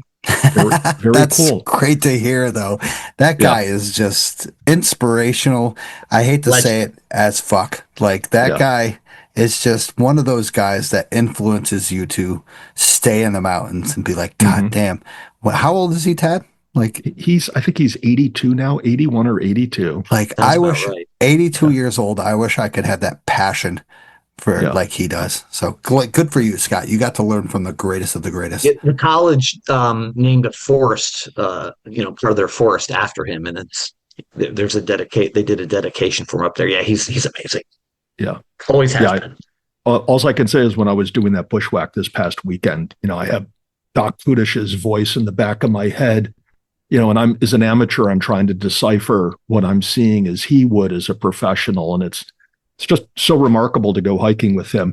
And I guess speaking of, hiking with 80-some-year-old guys, you mentioned the traditions that are handed down. Is there any tradition that you want to share with our listeners that we would be surprised to learn of, that's something was handed down over the years that you know of? Tradition that's handed down amongst forest rangers? Yeah. You mentioned it was, a lot of learning is through tradition and storytelling. Anything stand out in your memory as something that was interesting or unusual? You would think that the department would have like things digitized where events happen, like where you could pull up and see where every search happened on a map, a digital map on your computer screen. But what's really passed down and what is cherished from ranger to ranger is the paper topo maps, right? So when you retire and you take over, when you come on and you take over a retired ranger's district, when that retiring ranger hands off their paper topo maps to you and it has all those hand-drawn information from them, that is really what's cherished, because that information is something that they wrote on that map for decades. And the ranger's knowledge for their district is is really unparalleled because that's where they have that intimate knowledge of the land. And the things that they find on, that you find on that map are fascinating. From little things to big things, like I'm in my head now, I'm thinking about certain quads, that things that I wrote on a map or things that from a map that I got from retired rangers like Gary Hodgson, like, places where, he used dynamite to be able to, pump out water in a dry brook for a fire in 1972, Wow. and, some of it, may just be historical information, and some of it you might find particularly useful, so that's the thing that really I think is the most cherished is the paper topographic maps. Hmm. Wow. So I guess going on with reflecting back, the foundation is to support the Rangers. Well, why don't you just give us a general overview of what the foundation does? Yeah, so uh, forest rangers have to have so much equipment because of the evolution of the job has really made this career so diverse. Forest rangers have like three main jobs for listeners who may not know precisely what we do. So there's the stewardship component that they're probably most familiar with from your podcast. That's from meeting us on the trail, where we're giving out information, enforcing some regulations. Perhaps I put the law enforcement under the stewardship, but that's light-handed law enforcement, if you will. But we are police officers, right? So as police officers, the state is obligated to give us certain things like all the police officer training, which includes a duty belt, a gun, handcuffs, a ballistic vest, and we do use these things. We have been involved in, some criminal activity. Think of the Dannemora prison escape. Hmm. We Yeah. were experts on that. I spent 2 weeks on that, and we were the ones that were, really good at doing that. So that's one component of the job. Another component is the search and rescue, and that's another one you talk a lot about on the podcast. And think about, you know, all the aspects of certain search and rescue, from the helicopter to the ice rescues to the water rescues, the swift water rescues. I mean, we do all of those things. And New York is a very diverse state, from the Catskills to Long Island to the Adirondacks. Now, most forest rangers are in the Adirondacks and Catskills, but they have to have a certain amount of gear to go to all of these landscapes. And of course, the third is wildland fire. Hmm. And while you might not think of New York as being as much fire as, say, the West, we go to the Western United States on fire. And the forest ranger job was really founded upon fire. So that requires all of that fire apparatus. So think of all the pumps and trucks and all that is. So the DEC is really tasked with providing, I think, I, at this time, I can't document how much, but the DEC probably has to spend more on equipment to outfit forest rangers than any other public employee in the state. I think that's probably correct. The other thing about a forest ranger is, compared to other public employees, say like a trooper, we work in a solitary environment for the most time. We work out of our homes. A home is our office. So forest ranger working out of Shandaken versus one in Phoenicia, they have to have all that gear, as opposed to, say, a sheriff or a trooper that is working out of a barracks that works a shift, right? So one comes into a troop car, and then when they get done with their shift, another comes in. So they can use the same equipment. That doesn't work with a forest ranger. They have to each have their own individual gear. That's why they have that cell phone attached to them 24/7. So, I give the DEC a pass as far as the amount of gear they have to provide. It's incredible. And if you Google on this, you can find examples where the DEC is interviewing forest rangers where they're showing all this incredible amount of gear that they have. So it's very difficult to provide all that. So as you go through the 6-month academy of forest ranger, it's obvious they have to provide for litigious reasons the firearm, the ballistic vest. So what are the things that gets dropped off the list that gets, the Yeah, last thing yeah, yeah. that gets killed, right? It's the boot, right? So it's ice climbing boot, right? It's that sleeping bag that gets used for 30 years. So that's where the foundation comes in because I don't want to have a forest ranger rely that their father was a forest ranger and was able to hand off the sleeping bag for them because a good sleeping bag is how much now? $500-$600. Yeah. Another example was like my mountaineering boots. I had a pair of Koflax boots that I bought myself, and they were $500-$600 at the time at the beginning of my career. And towards the end of my career, I kind of knew I was not going to continue ice climbing because of some shoulder issues. So I was trying not to, I knew the inner boot, the mountaineering boot is a double boot that I had. So I knew the inner boot was like really degrading because it was 20 some years old. And I said, well, let me just get one more season, 2 more seasons out of it. And then I had this massive rescue that was, I was out in the woods for 28, 32 hours continuous. And even in my awesome Koflax boots, I got some frostbite. Wow. Not devastating, Wow. but because, understandably, the state wasn't providing that, and I'm not knocking them. I don't want anybody to think I am, but that's where the foundation can come in for a few $100s. Like that's the kind of thing that we can provide for the forest rangers. So they're not putting that thing, do I put money into my kid college fund and I don't buy this equipment? And it's not just for them, right? They're also putting it on the person. When a ranger is in the woods, they have all the equipment for themselves, and then they have to have that equipment that they put on the person when they come to them. Yeah. You know, Scott, everybody has different, like, I wouldn't say taste in their hiking gear, but like we don't all have the same boots, Yeah. And stuff. We don't all have the same gear that we like.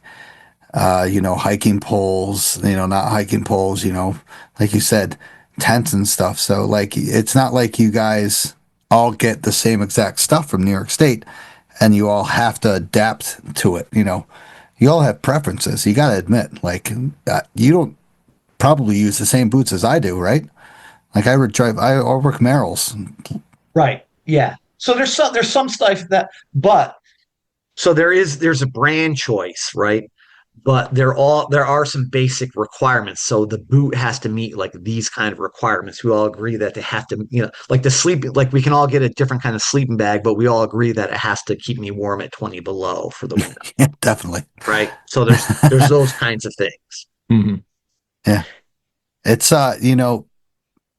when you've been, how long were you a ranger, by the way? 25 years. 25 freaking years. So can you go over, you're talking about being the Forest Ranger Foundation, those risks that you have as being a forest ranger. You've chatted about it, as being a -20 degree sleeping bag.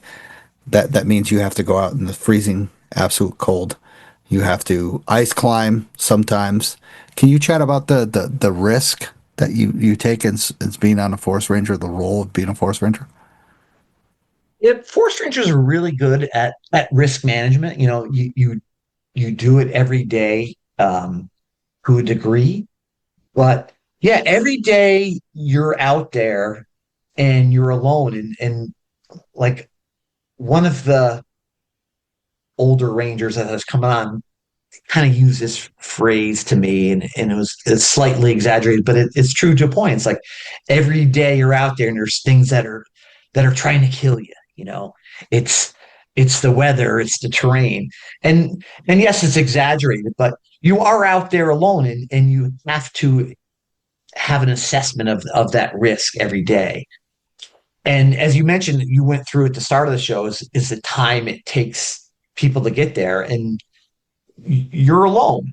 And the same pitfalls that happen to the public out there, they can happen to you. The difference is that Rangers have a radio with them, but Rangers are not issued any kind of satellite to device or anything that they can hit a button to, so they are dependent on their radio working. Holy shit. Yeah, No way. yeah. Well then, I guess the podcast is going to start some Starlink satellites. Let me reach out to Elon and see if he can provide some Forest Ranger satellites. Holy shit. Like I am, recently gone up to New Hampshire. My wife has crazy anxiety, and she's like, "Hey, get like an SOS beacon, a Garmin InReach or something like that." And 99.9% of the time I had service up there, but go into the Adirondacks and some of these low parts of the Catskills, you don't have any service at all, especially Adirondacks. It's absolutely remote as fuck. So now you guys need to provide your own like SOS. Like, wow, no wonder why this Jackson petition happened. Yeah, That's yeah, that was crazy. a rough one. Hopefully Yeah. that gets going. Like let's keep that going. I'll have that in the show notes, by the way, for the petition. So once again, Tad, take it over from here, buddy. Like, wow, Scott. Yeah. Well, so Scott, you really had me when you said, you have to make that choice between putting money in your kid's college fund or buying something for a rescue mission.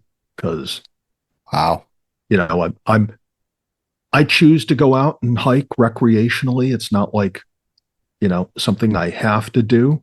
So I really appreciate what you and all the other rangers do to make it safer for us to go out in the woods by, making those choices. And I really hope with this episode and with other things we can do to bring some awareness to the Forest Ranger Foundation and even politically to strum up some more money for you rangers, because that's pretty harsh, man, that they're sending you out there to rescue people that are in harsh conditions, but you don't even have a pair of the right boots to wear for the conditions, and you're getting frostbite. So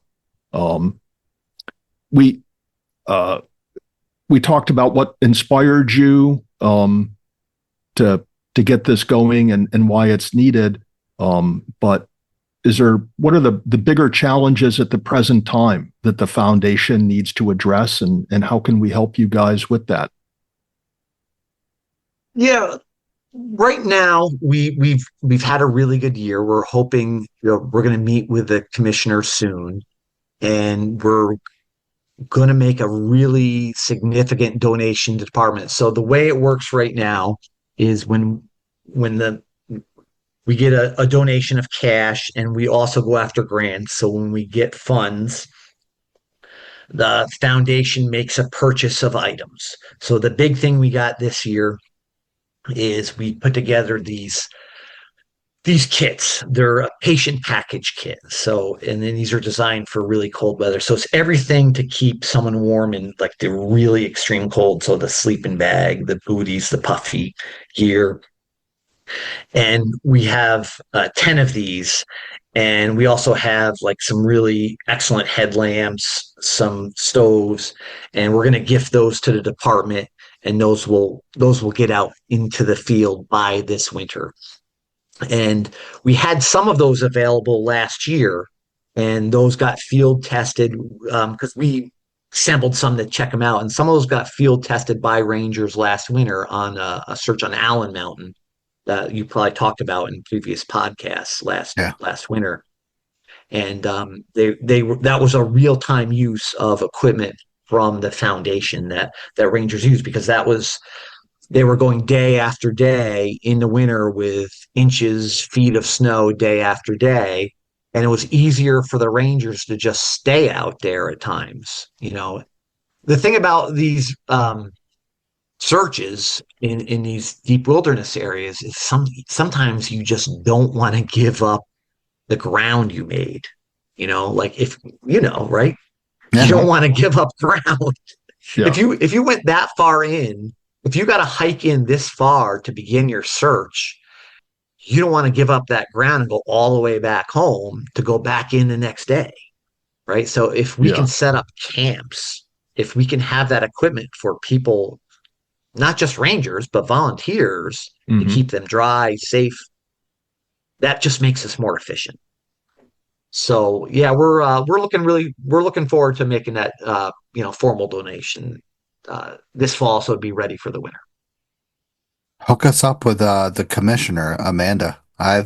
I've reached out to her a couple times about like doing signs and stuff like that. So if you meet with her, reach out with the podcast and with you, because we'd like to help you guys. This is some amazing information and knowledge that we have, that could help you guys out. Like these cold weather instances are really tough. Like you said, Allen Mountain, that like 3 to 4 days spending up on a mountain, in the high peaks with wind, with snow, with stuff like that is not easy.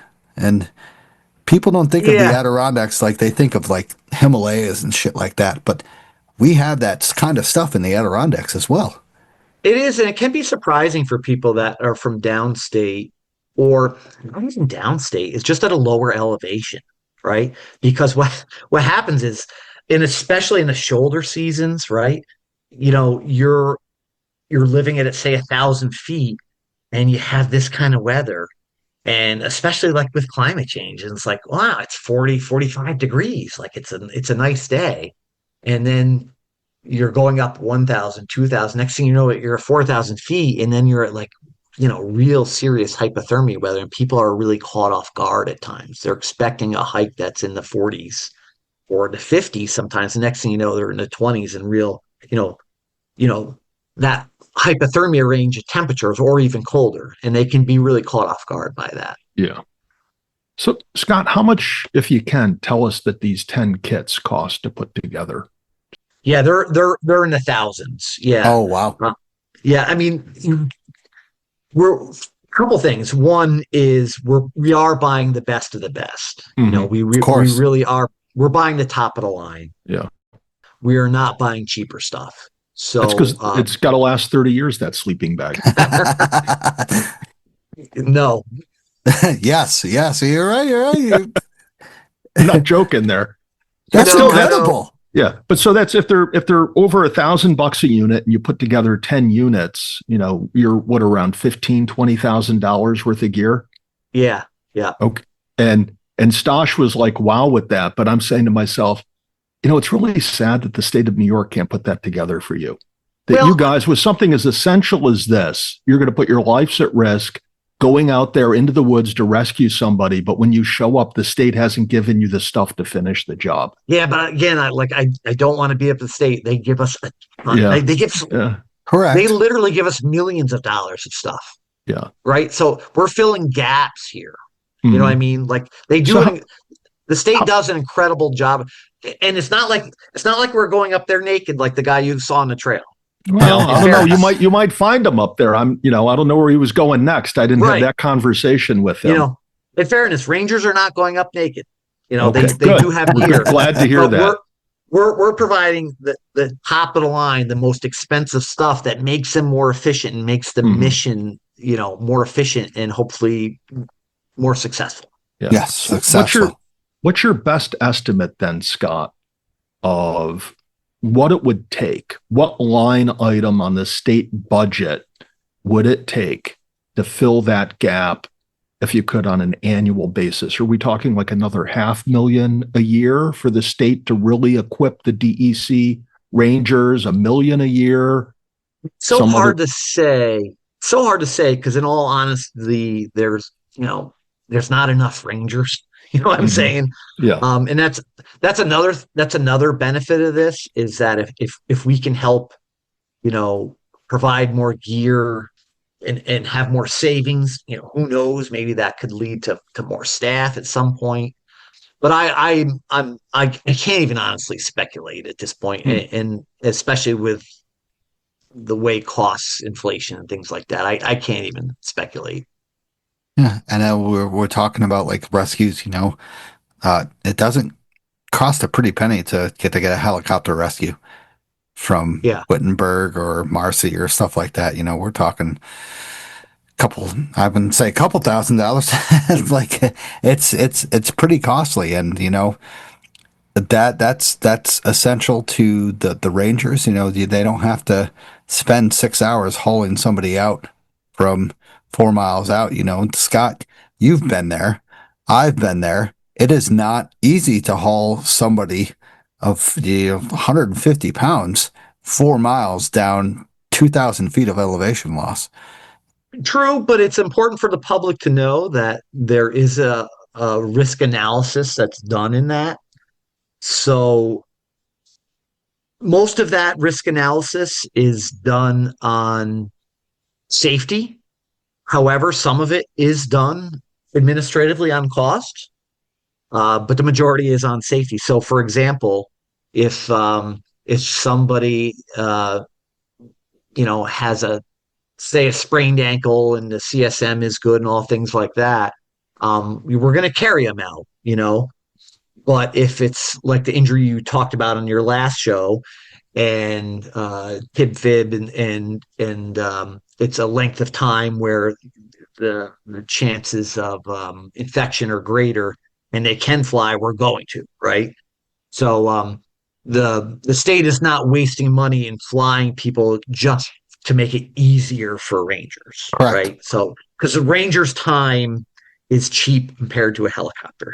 Yeah, yeah. But what I'm kind of like getting at is, it doesn't take 2 hours for you to take out somebody 4 miles out from a summit.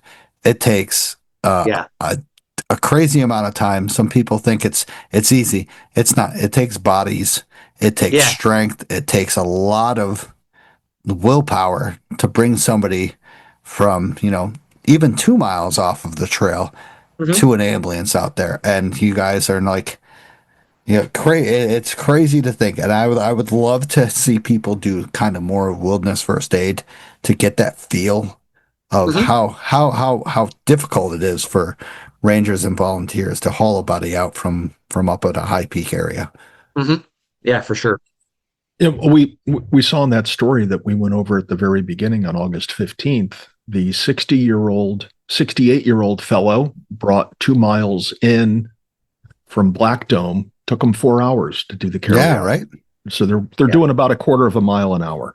Oh Yeah, God. that sounds about right. Yeah. Yeah. Yeah, it's just it's tiring. It's insane. And Yeah.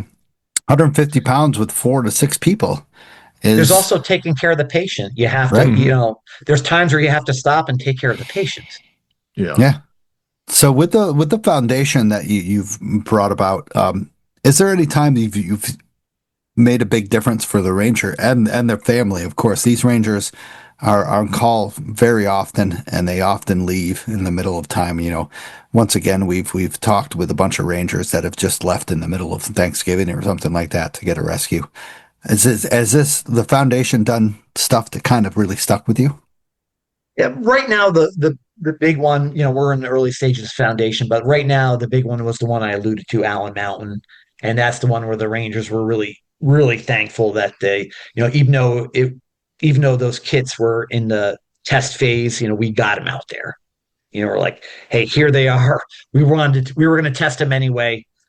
Here's a real trial, Mhm. and so it was useful information for us, and that's where it showed like, wow, this is really good. This is really useful. Yeah. A lot of people don't understand that, you do have to pay money for better quality shit. You Like do. with winter stuff, it's not going to take some puffy vest from Walmart. You seriously got to go all out to get that vest that'll protect you against the negative 30, degrees, stuff like that. The tents, the lightweight tents that'll block you versus this, it's really difficult to explain to people that like the money with hiking does kind of save you. Well, also the thing is like the forest rangers, they're not recreating. All right. So if I'm retired, if I'm out recreating, I can make that choice okay, I want to buy this, it's cheaper. So I can take 20 minutes longer. I can carry this much more weight when I'm going out there. These are rescue professionals. We want them to have the best gear, the lightest gear, the gear that's going to save lives, that's going to save my relative and your relative. We want them to have the best equipment, and that's what we're trying to do. Have you ever been on some sort of rescue? Like, I would say rescue that was kind of like the Allen rescue, where it's been like, we can't do this. Like, it's tough. We have to bail. Like, and then it's stuck with you. Like, we don't have the stuff. I wouldn't say we don't have the stuff to complete this, but it was too difficult to complete. Um, Like, that's a tough one. The Allen one was crazy to think well, I about. mean, parts of it, yes, but I mean, that's a tough question to answer because the Ranger me says we never quit. But I Yeah, mean, right. towards the end of my career, and the one where I alluded where I had frostbite, that was one where on Saddleback Mountain we had somebody that fell off the ledges there in winter and broke their leg. And initially that was like a wave of rangers where the plan was we were going up to get to them, and the weather was so bad, our plan was to get to the subject, stabilize them, put them in a tent, spend the night with them, and then we had a second wave of rangers coming that was going to be the rescue crew. Hopefully, if the weather improved, fly them out. But if not, that second crew was going to take them out because they were going to have to cut. They were going to have to go out a slide and a drainage, kind of like you talked about in your last podcast. So that was a multifaceted rescue that involved like about 35 different individuals, mostly rangers, but also some climbing volunteers. This one didn't involve too many like fire department volunteers, if you will, only like really like specialized climbing volunteers. So in that one, we went up there and we had what you'll know this, an incident with an incident. A ranger got injured. So Hmm. we actually took the sleeping bags we had for the subject and we took care of our comrade, our partner, and we took care of the ranger, put the ranger in a tent, and that was a group of five. That was a team of five rangers. So we were the initial response team going to the subject. So then another ranger and I, once that ranger was stabilized, it wasn't a life threatening injury or anything like that, but it was something that had to be dealt with. So we had the tent all set up, and then the other ranger and I, we kind of looked at each other and said, "Okay, they're set. What do we have left for gear?" Okay, we're not actually that far. We're only, one more summit to go. It's like 3 a.m., 2 a.m. We're going to go, right? So yes, we're going to go. So we left the other three rangers. Two rangers were going to take care of the injured ranger. We went over, got down to the subject, and he was kind of like, well, I guess we got to him at daybreak. It's been a few years now. He was kind of like he was like a frozen mess on the ground. He was like shivering. And it was kind of like he was attached to the ground, but he was still shaking. And there was two of them, his partner, and we got to him, and we had left our sleeping bags and stuff like that. So at this point, we're taking out our puffy gear. No, I did have a sleeping bag on me. It wasn't my dad's though. At that point, that had been retired at that point. So I took out my sleeping bag and I put him in that, and we actually had a one of those heated like a hand warmer blankets, that has all the hand Hmm. warmers in it. We activated that, put him in there, put him on a pad. We got him warmed up. We were so exhausted. We kind of just did a minimal job on his leg. Remember, we still had that rescue team coming, so we were just stabilizing the subject. But we also had to take care of his partner because he was in mild hypothermia at this point. So we got him all warmed up. We got them stabilized. Now we're shot. So now we got to take care of ourselves. And at this point, we just put on our puffy jackets we bought for ourselves, you know. Um, And then now we're just shivering and we're just like, okay, do we become victims at this point? So we just stayed there long enough, and we didn't become victims. We stayed there long enough for the other rescue for now the rescue team to come in. So we were really the patient care team, and now the rescue team comes in, and okay, now we do the tag team. They're taking over, and the other ranger and I talked about it, and it's like, boy, if we didn't have them, could we have gotten him out? Because we didn't have the sled, to lower him. And the answer was no. And that rescue involved like 35 personnel. And from the time he fell to getting him to an ambulance without a helicopter was like 35 hours. Wow. Whoa, freaking A. Yeah. So from what we heard last week and Kate's story, when you guys show up on the scene, do you have anything better than over-the-counter pain meds for him? Some rangers do. So there are some rangers do. So we Julie Harjung, who really did she was a academy mate of mine. She really founded the ranger medical program, and she had access to us. We had a few rangers. So rangers would have a baseline, and then there were some rangers that had more advanced skills and could administer those kinds of drugs. Mm-hmm. So I didn't, but I felt very comfortable with kind of like experience wise with like plug and stop stuff, but I didn't administer drugs myself. But I had a lot of field experience. Oh. But I didn't administer drugs myself. Oh. So like how do we support the foundation? Online, stuff like that? Yeah. Forestrangerfoundation.org. We have a nice website. You can go on there to make a donation. Right now, what I'm trying to do is organize online store. I've been getting a lot of requests to have like swag and Forest Ranger kind of hats and things to sell. And my board and I, which is all volunteers, we're not paid, is right now it's three of myself, another retired ranger, Del Jeffrey, and then Ron Conowitz, who is a legendary skier and search and rescue volunteer who we worked with forever. He was the first person to ski all 46 high peaks. 3-member board right now. It may grow in time, but we're right now our main goal is to continue getting donations, meet with the DEC, give them these items, continue to work on grants. And then right now we're going to work on this online store, and I hope to have that up running in the next few months. That sounds cool. So any ideas on people? I'm happy to receive emails. Just you'll go on there and see the contact info. Give me ideas on things you want to see for Ranger swag. What about accepting used gear donations? Right now I'm you can hit me up. Like I'm not going to say don't tell me what you have.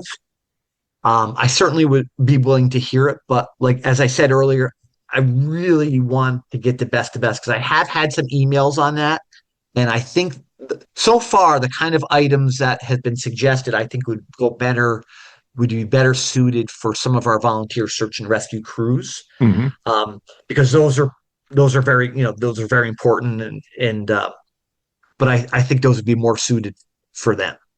Gotcha. Do you have an idea of what your 2026 budget looks like? What you would like to raise to spend on gear acquisitions? This goes to the people who buy me a coffee. Let's go to let me know. How much money do we need to raise for you, Scott? Yeah, that's what I want to know. Hell yeah. Was it 14 million? I can't remember. How much was that? Well, as we've been on the podcast, Stosh and I, we set up one of those thermometer fundraising things. And the first hour into this recording, we topped over 14 million. So that was no problem. Yeah. New Forest Ranger Foundation. Yeah. So when the foundation formed, as I said earlier, it kind of was the seed money, and I turned it over to current rangers. And then as we formed it, we realized that might be the appearance of ethical issues. So what we did was we swapped it out, and now it's retired Rangers, like I mentioned, the current board. So I've only kind of come back into an administrative role for a few months now. Mhm. So I'm still kind of organizing that kind Yeah. of. So I'm going to just probe a little bit further. What if Sure. this time next year or the end of 2026, if you guys had raised $25,000, how would you feel about that? Yeah, I feel real good about that. So that's like a realistic target would be 25K. We're not talking 100,000 or 250. We're talking somewhere between 10 and 25 would be on the horizon for 2026. That would be really good. Yeah. Yeah. And I'm also thinking that's really not a lot of money. Okay. With all the hikers in the state of New York, all the people that are going out weekend after weekend, who 99.9% of them make it back to their car and swing by someplace and get a brew on their way home. We're talking about that 0.1% or less probably that needs help. But as we know from Kate, it can happen to any one of us at any time. Absolutely. Yeah. People have been very generous. Yeah.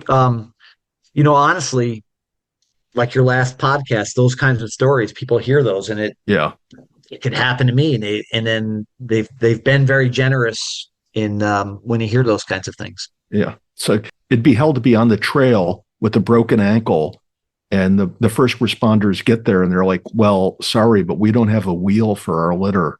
So it's going to take us a really, really, really long time to get you out, So. Yeah. And if in the future, I mean, there could be times where we purchase larger items like the 6-wheel ATV, those kinds of things. I could see in the future we do that, because I have to say the Rangers beat the shit out of those machines. Oh yeah, I mean, we heard that in the last episode.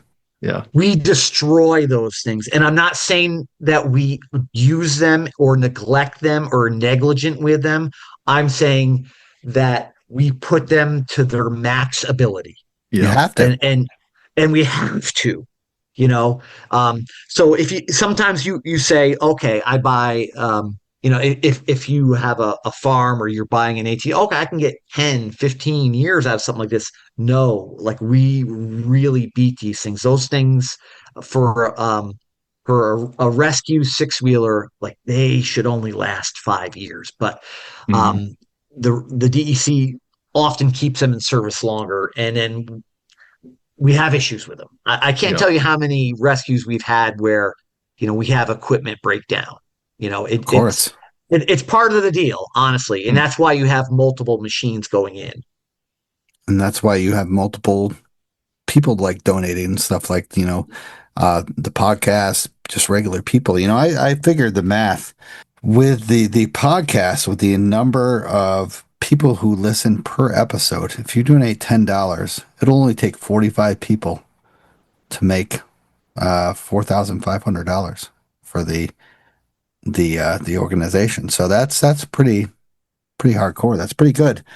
And you sound like a future board member. Right. I mean, it's no, I'm good.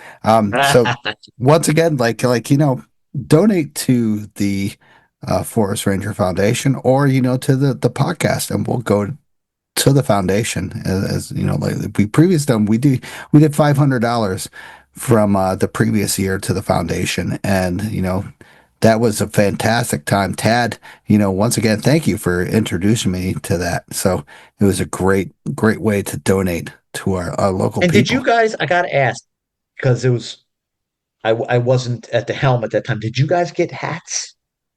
Hats? No. Did you guys get hats? No, this was only like 2 months ago. Do I look like I have a hat? I mean, I'd be wearing that. I will take care of you then. I will take care of you. Thank you. Yeah.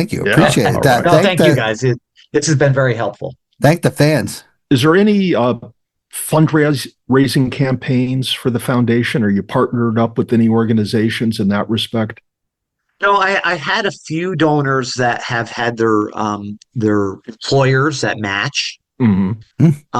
But I haven't had a dedicated campaign as of yet. Right now, like there's only 3 of us. So right now I'm trying to complete the store and the swag thing. And then probably next year. And we have a new commissioner to DEC, and I have to make sure we're in lockstep. Yeah. Gotcha. Amanda You is know, a very, she's uh, impressive. yeah, she's Impressive. impressive. And then I say aggressive. She has gotten a little like, "Ka, ka, ka, ka, ka, ka," and it's great. It's great to see. Yeah. So hopefully she'll reach out to you and to me to do our kind of campaigns that we want to do. Cause you want to do for the forest ranger, as do I, but I also want to make, like donate our money to like trailheads or trail signs. Because in the Catskills, these trail signs are decaying like crazy. They've been up for 20, 30 years. I mean, ever since, Slide, you did that with your father. They have been replaced because that's a popular area. But we're talking about these areas that are collected. And these things, you can't even read what they're saying anymore. And they're wrong. So, Oh, I know. They've always been terrible. They've always been wrong. The mileage has always been okay, wrong. well, that's good. It's not just this year. I'm glad to know that. Yeah, no, the mileage has always been, that loop, the mileage has been wrong since the 80s. No, were they drunk when they did this as well? I don't know. I don't know. No, they I think they originally did it with a wheel, walking the wheel. Oh Oh yeah, yeah, like walking the no shit. Yeah. Now, are you guys like gonna like go to any like Tad talked about campaigns, stuff like that. You guys gonna go to any like events and stuff like that we can meet you at, donate stuff like that? The Catskill Center has some sort of events, Yeah.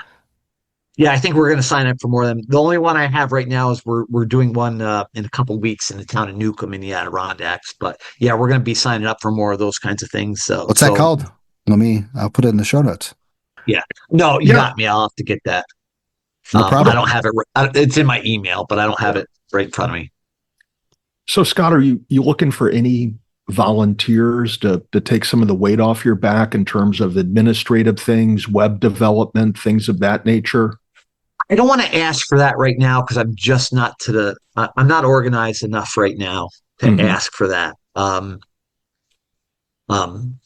In the future, I see a larger board, right? Three is a pretty small number. Gotcha. So I anticipate I would hope, our goal is to have a double the size of the board next year. And we do have someone who's pretty good at the website right now, but we do want to increase the size of the board and get a little bit more, spread out the talent pool. I gotta admit the website is impressive. I like it. They've done a good job. It's simple but good. Yeah, I can't take any credit for that, but it's simple but basic and solid. That's what we want. That's what we want nowadays. I know. People like Tad who online is just like I still use a dial-up connection myself. I hear you, man. Yahoo? I hear you. What did you say last time? AOL? AOL. You've got mail. No shit. Yeah. So now let's kind of wrap this up. We have like goals. Like, I mean, we're kind of ending 2025 in a couple months. Do you have any goals? Like, what are you at? Where do you want to reach at the end of the year? On these kinds of questions, like I'm just not, I don't have good answers for you, because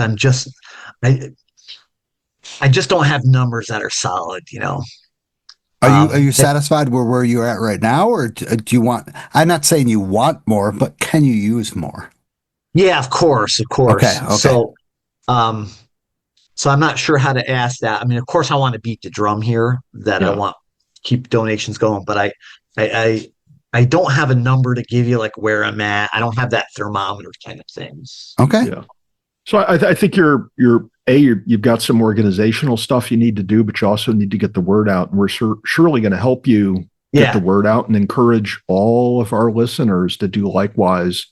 Not only, tell people about the podcast, but tell people about supporting your New York State DEC Rangers because they are critical to us and others that are out there. Whether an accident happens, you're doing something stupid or otherwise, the first person that shows up to help you is likely to be a New York State Ranger without a satellite radio, and they'll have their grandfather's sleeping bag with them to keep you warm. Right? And it'll still work. You know, that shit's Yeah. been going around for Yeah, they years. haven't changed down in forever. Yeah, it still works. And, you know, once Yeah. again, $5, $10, you know, with everybody who listens can go a freaking long way for Yeah. these So Rangers. Scott, I have one question.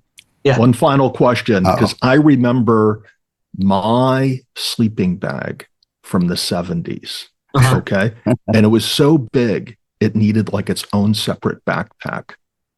Because they now these bags, they like pack down to like inside the size of I know. like 1 liter. But mine Yeah, mine right. must have been like the size of a keg. How big was your father's? It packed down pretty good. So it was down. It was Mhm. orange, right? And do you remember the EMS, like the old school EMS symbol had that cool Yeah. like that old. So it had that logo on it, but it compressed really well. Yeah. It was Okay. it was a really good sleeping bag. But Mhm. towards the end, like it it had a few embers, like burn holes in it, because we built campfires around the subjects that we'd put in it. So Yeah. it got, I'd put some duct tape over the holes and stuff like that. So it was pretty beat down. At the end, I kind of put it into the unofficial Ranger Museum, and Hmm. this is actually, I should have brought this up earlier, right? So I finally retired the thing, and I bought myself a new sleeping bag, because on the last rescue I had on it, I was up on Marcy, and there's I think 4 Rangers, and we were going back and forth on the bowl on Marcy in winter. We couldn't find the guy, so I didn't want to give up ground. And I said, I'm going to spend the night up here, but the other Rangers with me, they could have spent the night. Believe me, they could have spent the night, but they couldn't spend the night comfortably, right? But I could. So they went down, and I spent the night up there, and I hopped in my dad's sleeping bag, and I had a sleeping pad, and I stayed up there comfortably. And the next morning, a new wave of Rangers came up to me, woke me up, and then we started searching again the next morning, and we found the guy. He had snow caved, and he had popped out, and at that point, it was a bluebird day. So the night before, it was like, it was just like snow right in your face. And we found him, hopped the sleeping bag out, my dad's sleeping bag that I slept in, and I put him in it. And we waited until the helicopter came, hoisted him out. And that was the last mission of that sleeping bag. Wow. So then I retired it, and I put it in this like storage area, and said, this sleeping bag had a couple generations of Rangers, and I put it in there, and I put a little note about it, and I even attached the newspaper story of the last mission and a photo of that guy in it, right? Wow. Well, sure enough, a Ranger who needed a sleeping bag broke into the storage and stole the sleeping bag so they could use it themselves, Wow. Huh. because they didn't have one. But then I found it. That Ranger, I caught them using it, and I took it back from them. Uh-huh. Well, I remember from way back early on in my backpacking and hiking days, getting some really good quality stuff from EMS back in the 70s. It was a good outlet to go to. There was one in Buffalo, and then one in Lake Placid proper. Yep. that I would hit up back in the day. So tonight, because Stosh has stepped to the side, I get to ask you about your go-to place for post-hike brews and bites. Anything you want to mention on that, Scott? Yeah, yes, I will say Lake Placid Pub and Brewery. We always called PJ's locally in Lake Placid. I know that can be pretty packed and touristy in Lake Placid, but I think of it from my younger days, so I'm going to go with that one. Yeah. Are they still in business? Oh yeah, they've done so well. So let me ask you, if all your years in Lake Placid, do you remember a place that was known as the Handlebar? Oh yeah, of course. Yeah. Love the handlebar. Yeah, Yeah. I wish I bought it when they sold it. Yeah. That Handlebar was was great. that was Explain, Tad. owned. Yeah, that was owned by my grandparents. No Get shit. out of here. Yeah, my grandfather moved to Lake Placid in the 1950s. When he retired from the family business, he moved up there and he opened up the handlebar, which was, I don't know what it was like in later years, but back in the 60s and 70s, when I remember, it was very cool inside. But my grandfather was the oldest competing bobsledder in North America. No shit. Yeah. He was a very interesting Wow. fellow, but that was their joint, the handlebar. Oh, that's a great bar. Nice. No, fantastic. It's good to see places are still thriving. You know, like you said, the Lake Placid Pub and Brewery, and Snyder's Tavern, stuff like that. It's Yeah. crazy. I went by there today, and I thought about stopping, but I didn't have the time. I'm sick and tired of this. I've been meaning to go by there recently. I guess it's like a fall thing, fall through winter, I guess, when I stopped swinging by Snyder's. Tad, But, uh, Saturday, what time are they open till? oh, I don't know. Oh, we got to I figure think, that out. I think they go all night. Oh, Snyder's. so I'm going there. We're Snyder's going is a type of place, Scott, that it's so overgrown out front, you don't know if it's open or closed. Oh, that's It great. says the sign looks decaying from the 50s, Yeah. but they have an open sign on the rhododendrons that are blocking the view. So you're looking in and you're like, God, I think that said open, but it's The Catskills used to have so many like rural bars. Yeah. Mountain Brook Lodge on Route 42. They used to have so many. listen to this guy, Route 42. We're talking about where I was today. Without route, there's two Yeah, that's Route where I grew 42s. up. Yeah, I grew up right by the county line there. Well, I mean, till I was 12. Wow. Nice. So that's a great. Now, are you familiar with like the Blue Hole and stuff with the recent Yeah, craziness? you're talking about the Blue Hole. I remember going there as a kid, and it wasn't that busy then. Like Why didn't you it give was always your input on when I said this, man? This was yeah, it was well, you know, it, I was really young. Yeah. I was really young. It was always a popular swimming hole. Well, you're talking like a locals. few people. Yeah, Yeah. a few people. Yeah. That's one of those things that'd be interesting to ask my dad about. Hmm. Because I know he had time. There were times when he had a lot of people, but not like they had during COVID and that kind of thing. Not Yeah. What it is. It's social media, right? Yep. Like it's the Instagram. It's the Instagram mountains. It's the Instagram moments, and it's a spectacular place. It really is. Yeah. It's a double-edged sword. I always say like that.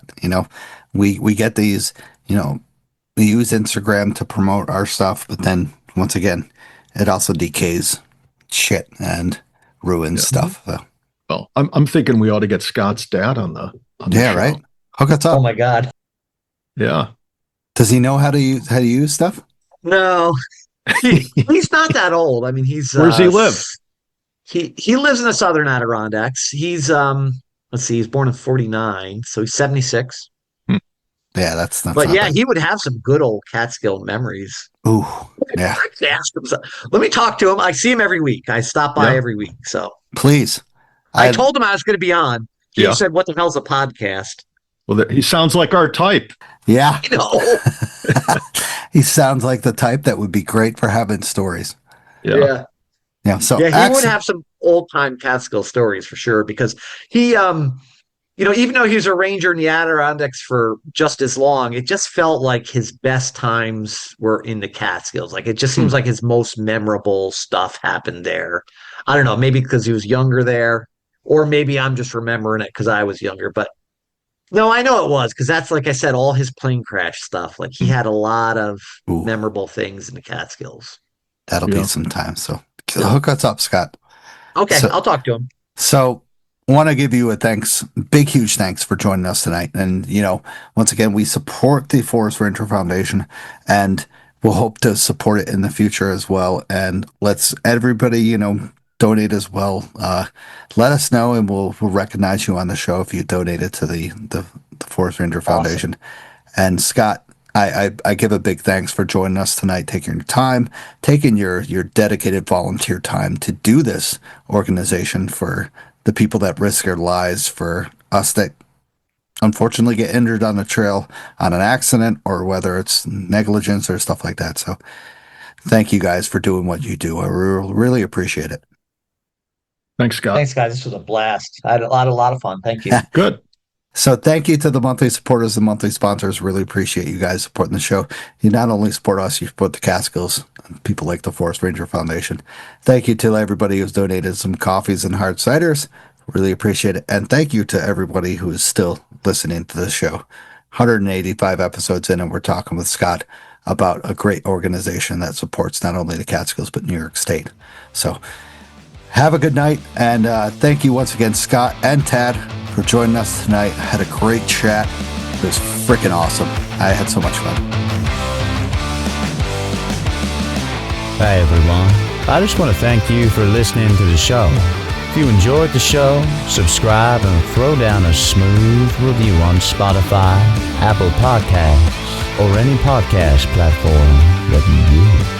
You can also check daily updates of the podcast, hikes, hiking news, and local news on Facebook, Instagram, Twitter, and the official website of the show.